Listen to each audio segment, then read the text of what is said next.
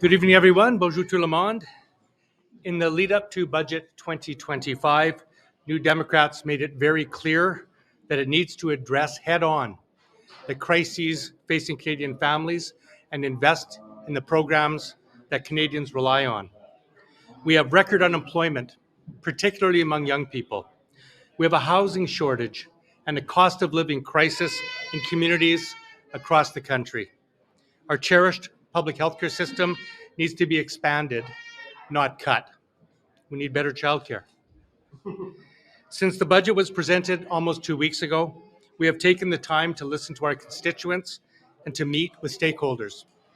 It is clear from those conversations that this is a budget that does not address the real needs facing Canadians.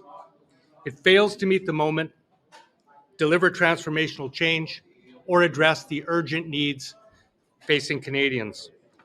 While there are elements of the budget which reflect our concerns, on the whole, this is a conservative budget. From reducing healthcare funding to provinces, to making deeper cuts to services than Stephen Harper's budgets did, including to programs that are helping Canada's most marginalized communities, to reversing action on the climate crisis, this budget fails to deliver the policies our country needs. It particularly fails Indigenous people. But through these discussions, it became equally clear that Canadians do not want an election right now. The consequences of defeating this budget would not be to improve it or to help Canadians. It would be to plunge the country into an election only months after the last one, and while we still face an existential threat from the Trump administration.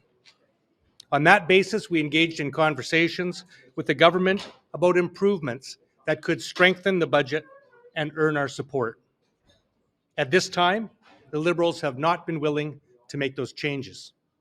And so, we have decided to put the interests of our country first, to vote against the budget, but to help prevent an election. Canada is facing instability and overlapping crises.